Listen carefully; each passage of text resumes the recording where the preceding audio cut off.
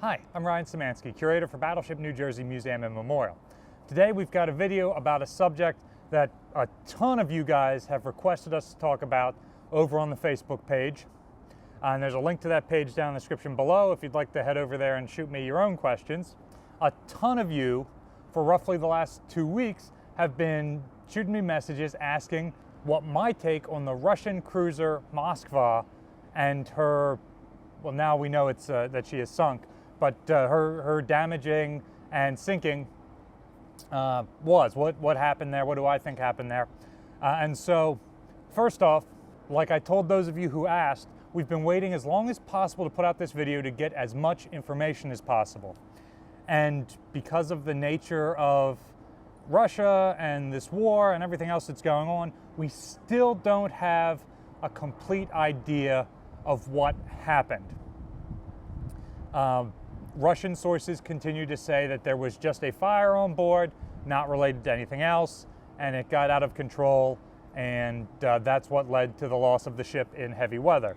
Now, we've seen pictures of the ship on fire in pretty mild sea states. We don't think that this whole story is true. For the purposes of this video today, I'm going to talk about the possibility and what would have happened if this is what proves to be true.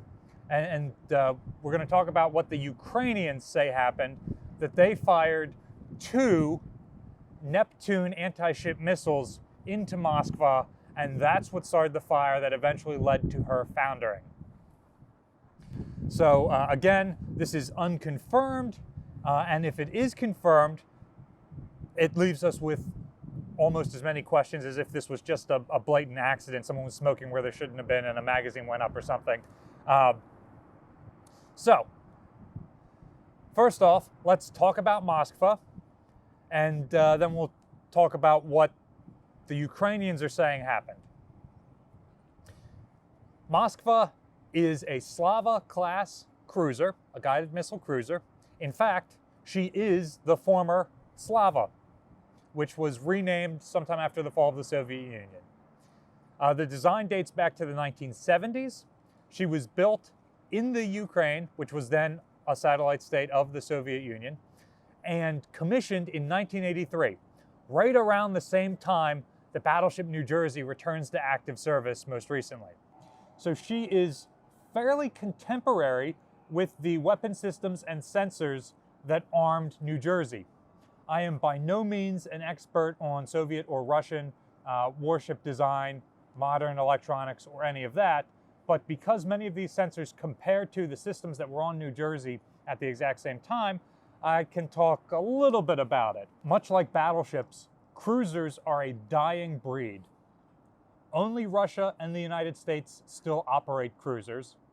The United States has currently 22 Ticonderoga-class cruisers. 5 of those have already been decommissioned, and the Navy is talking about decommissioning the next 6 of them.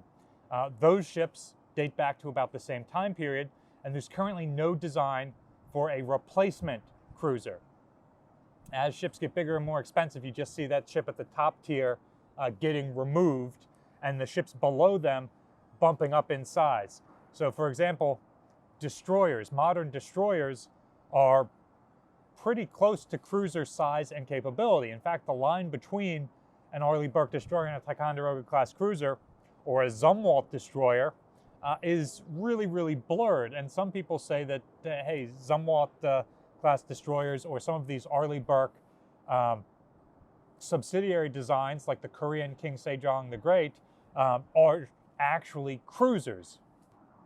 Russia has 2 Kirov-class battle cruisers, one operational, one that's been in maintenance hell for probably a decade, and they now have 2 Slava-class cruisers left. Up until the loss of Moskva, they had 3 of these ships left. So, everywhere in the world right now, there are only 26 cruisers in active service. There are a couple of other, like, real old cruisers that are technically commissioned, but they're permanently moored museum displays, like the Greek Avarov or the Russian Aurora. There are even a handful of museum cruisers left, like those I just mentioned, and also the cruiser Olympia, which is a nonprofit. It's not run by the Navy anymore. But here in the United States, even though we've operated so many cruisers throughout time, there's only 3 that you can see as museums. Olympia, Little Rock up in Buffalo, and Salem in Quincy, Massachusetts. Around the world, you get ships like Belfast and Caroline in Great Britain. Already mentioned Aurora in Russia, Avarov in Greece. There are even some that are open as museums in South America if you ever find yourself in that part of the world. So, cruisers in general are a dying breed. What are they still used for? They're typically fleet flagships and air defense warfare vessels. They tend to have better sensors and anti-air missiles than contemporary destroyers, which tend to be more optimized for anti-submarine and even shore bombardment as far as American destroyers go. So, all this is to say that the fact that the Ukrainians are claiming that Slava was sunk by anti-ship missiles is hard to imagine. Excuse me, Moskva is what she's called now. Bad luck to change a ship's name, but the Russians are always changing the names of their ships. Moskva sits somewhere around 12,000 tons displacement. This is significantly smaller than an Iowa-class battleship, of course. It's about a 1/5 of the size, but this makes her one of the 2 largest ships that have ever been sunk since World War II. During the Falklands War, the Argentinian cruiser General Belgrano, also sitting around 12,000 tons displacement, was sunk by the British submarine Conqueror. And now we've got Moskva sinking at about the same displacement. Those are the only 2 major warships that have been sunk since World War II.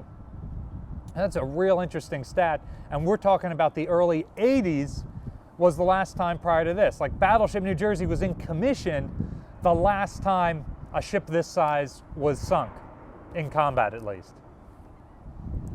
Or as a result of combat, I should say. So, her size, she's about 611 feet long, she's about 68 feet wide, and she has a draft of about 27 feet. So all of this is significantly smaller than the battleship, but pretty comparable to contemporary cruisers. She has gas turbine propulsion, she's got a speed of 32 knots, her range, everything about her is pretty similar to what other cruisers nowadays are capable of. And that was the whole point of the design.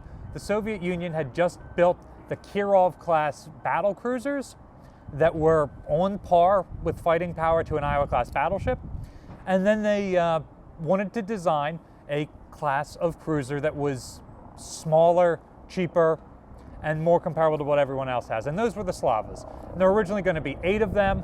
They ended up completing 3 with a 4th one still under construction in Ukraine when the Soviet Union dissolved. So that one fell under Ukrainian control, and Ukraine eventually decided that rather than complete her, it is a 1970s design, that they were just going to scrap her and save the money. Ukraine, especially after losing Sevastopol, does not have a large navy, the money to maintain a large navy, or the facilities to maintain these ships. Slava-class cruisers have about 500 crew on them, and they've got quite a modern weapons suite. The design was based around 16 P-500 anti-ship missiles. This was all part of the Soviet strategy of launching huge anti-ship missiles to destroy American carrier task forces as they approach the Soviet Union in the event of war. So Slava was a very potent threat for American carriers and even battleships like New Jersey because of these missiles. In more recent days, the P-500 has been replaced by the P-1000, and these are those big angled missile tubes that you see around the forward superstructure all along the outside of the ship. While Western ships have gone to vertical launch tubes with everything on the inside of the ship, these missiles were too big for that, so they're on the outside. So there was a lot of speculation early on that, hey, if something hit one of those, that could cause a huge conflagration that could potentially destroy the ship, or subsequent explosions. Well, the brief footage that we've seen on the news of the ship shows that while there's a lot of smoke around the forward part of the ship, the missiles seem to be intact, and that does not seem to be what happened. She also has 64 Grumble anti-air missiles. These are her long-range missiles, and 40 Gecko surface-to-air missiles, which are a closer-range missile. And if something gets past all of that air defense, all of her sensors, electronic countermeasures, and radars, and past these two types of missiles, she has 6 AK-630 Gatling guns. So these are paired Gatling guns. We talked about them a little bit way back when we visited Battleship Cove and saw the East German operated corvette Hidden Sea, which has a pair of these on board. This is the magazine for the 30 millimeter close-in weapon system on Hidden Sea. Hidden Sea has a pair of AK-630 Gatling guns, and this system is the equivalent of the 20 millimeter Phalanx on New Jersey. On Russian ships, they tend to come in pairs, so whereas an American capital ship would have 4 of these mounts, a destroyer might have 2 of these mounts, Russian ships tend to have twice as many. So Hidden Sea has a pair of these mounts on the fantail for engaging missiles. It's an AK-630 system, which means AK, Automat Kalashnikov, is the manufacturer. 6 is the number of barrels of the weapon system. It's a 6-barrel Gatling gun, and it is a 30 millimeter weapon, so a little bit bigger than the American counterpart. This is where all the ammunition for that system is fed up into the gun mount above us. Whereas the Phalanx is the end-all be-all of New Jersey's anti-air capabilities, the Russian ships have both long and short-range anti-aircraft missiles. So in theory, Moskva has a better air defense system than Battleship New Jersey does, even going back into the 80s. So the fact that she is alleged to have been hit and then killed by anti-ship missiles is kind of amazing. To round out her armament, she has a pair of AK-130, basically 5-inch guns. It's a single twin mount. She's got 2 anti-submarine mortars and 10 anti-submarine torpedo tubes. Finally, she can carry an anti-submarine helicopter as well.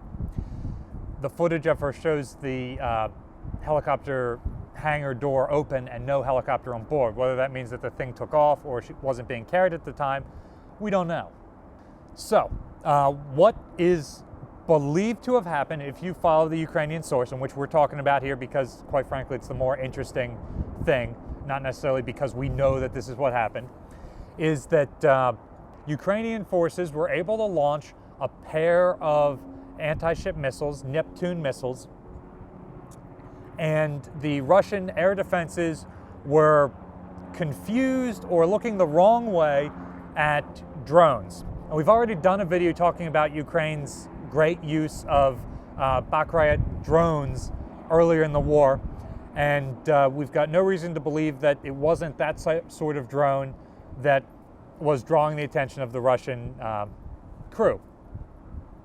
Now, she does have radars that can look in all directions, so the concept that these missiles were unseen because they were looking at the drone makes no sense at all to me. But the Neptune missile is sort of a derivative of the American Harpoon anti-ship missile, and I consider it a more potent anti-ship missile. So the R-360 Neptune is a derivative of the old Soviet KH-35 anti-ship missile, which was itself borrowed heavily from the American Harpoon cruise missile. The Neptune is easily the best of those 3 missiles, and it's the only one that sunk a warship in combat, if Ukrainian sources are to be believed here. What makes the Neptune better is Harpoons come in relatively high so they can see the target with their radar, and then they go up and launch an attack. Neptunes sea skim in before going up and coming back to attack. So if the Russians are looking at a drone in the sky, they might not see a sea skimming missile coming in. And I would bet that the 64 Grumble long-range anti-air missiles and their associated tracking radars were never able to see the Neptune. By the time they saw Neptunes coming in, it was already within the range of that and would have come down to Gecko range, but we've got no evidence that the Geckos were ever fired at it. Hopefully, over the next couple of weeks, we'll get more information about the damage that Moskva sustained, the number of casualties. Originally, Russia was saying that there were none. Now, we've seen footage of around 100 survivors of Moskva's sinking out of a crew of about 500. So we're not quite sure what's going on there. We're hoping to get more information in the near future so we can put out another video updating this. But so many of you guys have been asking that we wanted to get out something now, and hopefully we'll be able to say more in the near future. But that's just the nature of warfare right now, is we don't know everything that's going on. What we do know is that 2 Neptune missiles wouldn't have been able to sink Battleship New Jersey, and it shouldn't have been able to overwhelm the air defenses of a Slava-class cruiser. And clearly something else is going on here. Damage control techniques are not up to Western standards. Fire control or the manning of this equipment in wartime or something else was mishandled or mismanaged that allowed this ship, the flagship of the Black Seas Fleet, one of the largest ships that Russia operates, to be sunk in a war against an opponent that's got no navy to speak of, or even the ability to project air forces outside of their own borders. So somebody clearly messed up here, and we've heard reports that the captain of Moskva went down with the ship in the best tradition of fighting sailors, and maybe that's the best for him, that he's not getting any questions about what happened. So do you have any information that we didn't have access to in this video? Let us know in the comment section down below. If you have any questions and you want me to get back to you soon, head over to our Facebook page, which is linked down below. Battleship New Jersey receives operating support from the New Jersey Department of State, also from a number of other businesses and private individuals like yourselves. We really appreciate your continued support, and there's also a link in the description below to donate. You can also support the museum by liking, sharing, and subscribing so more people find out about us. Thanks for watching.